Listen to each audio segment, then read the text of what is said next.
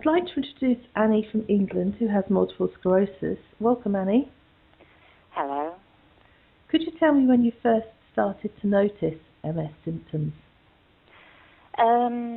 With hindsight, probably about 20 odd years ago, but I wasn't actually diagnosed till 2007. The symptoms were quite relatively mild and vague, as MS symptoms can be, and I was initially diagnosed with various other things before we got to a correct diagnosis. Mm-hmm. What were your symptoms initially? I think probably the very first symptom was fatigue, an extreme kind of crushing tiredness that goes with MS, which at the time I just put down to life, you know. Mm-hmm. And that was closely followed really by numbness initially in my right hand. Hello? Hello? Hello, yeah? I lost you. It went right. ping and it went. So I need you to start with numbness in my, was it right hand? Right hand, that's right. Yeah, I need you to start there because I lost you. Okay, yeah. Numbness in my right hand, and it was only in my right hand to begin with, though over the years it's spread to all, you know, my arms and legs. Mm-hmm. So how did it impact on your life being diagnosed with MS?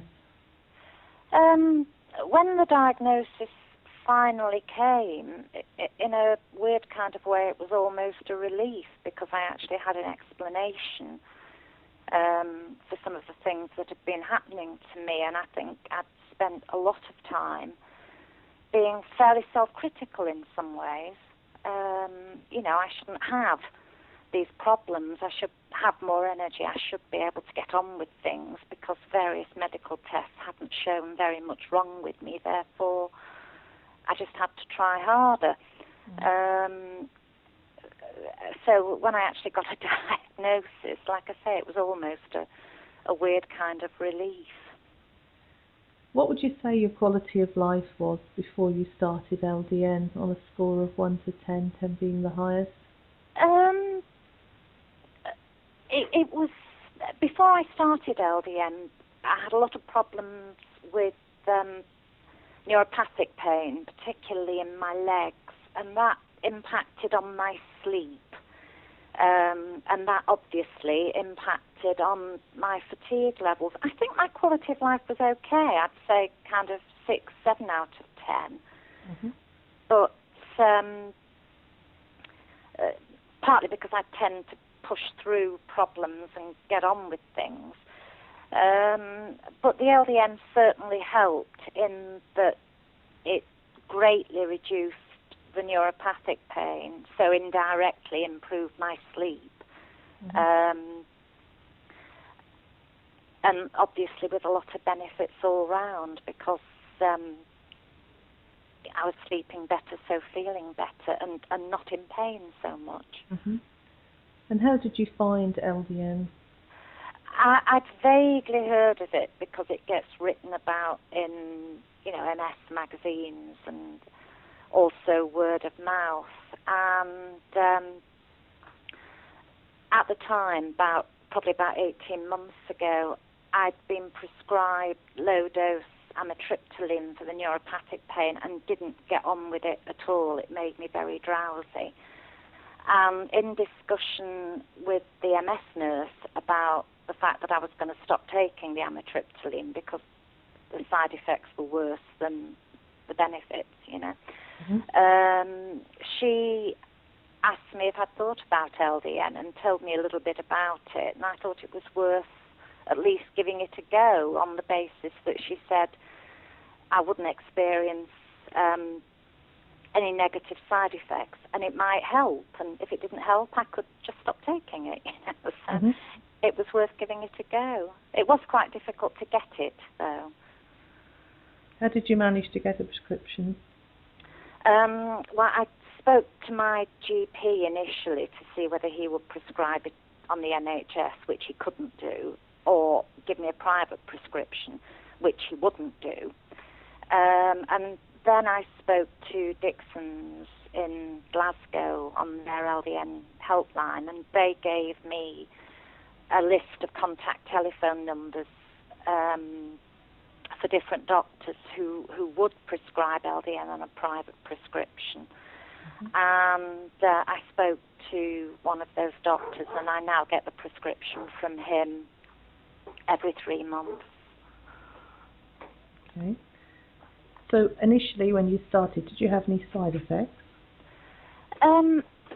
I don't think I did, no.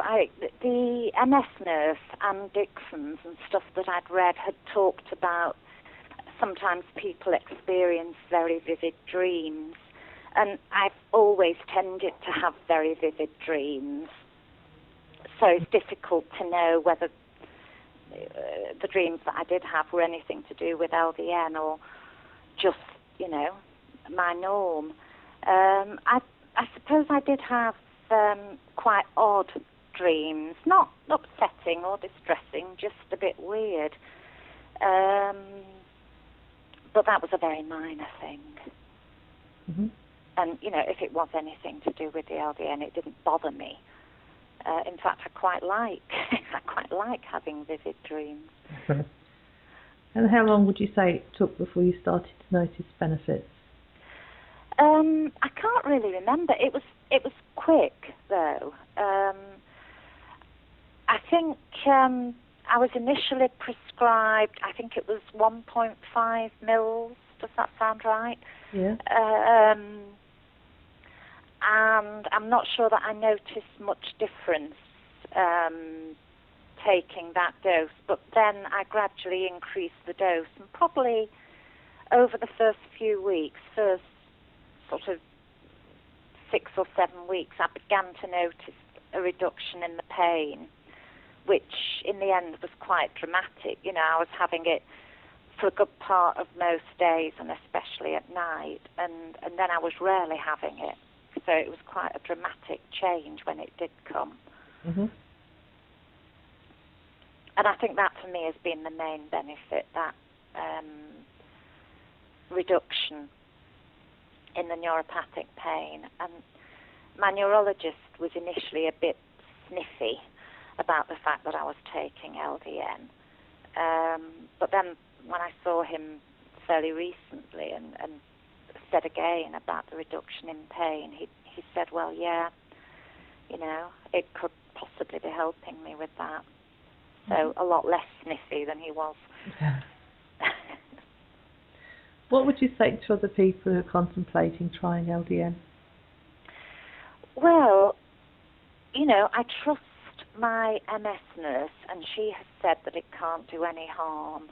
So I think it's worth trying, because it will either help or it won't. And if it doesn't, you can always stop taking it. So it would seem to me that if it can't do any damage, it's worth giving it a go. I think it's a shame, though, that there's a financial implication, because I can pay for it, but although it doesn't cost a lot of money, that's an issue for some people, isn't it? It is.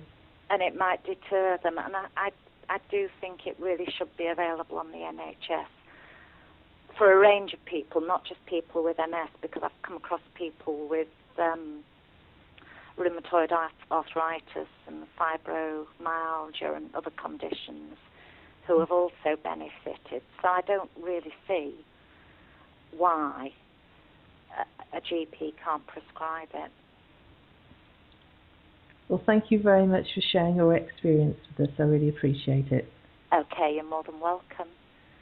But you do know, this is now not being recorded, but you do know that LDN can be prescribed on the NHS. And there are, I think, about 860 doctors so far that are prescribing it on the NHS. Yeah, I presume that depends on the local primary care trust. No, it isn't. How it works is, if your doctor thinks it's a therapeutic benefit and is prepared to put their name to it, they can prescribe it. Right. If the PCT will fund it, it comes out of central government funding. Yeah. If they refuse to fund it, the GP can still prescribe it, but it comes out of the practice's budget. Right. I don't know for sure, but I'm assuming that the PCT here won't fund it because somebody I know who has fibromyalgia, her GP actually wanted to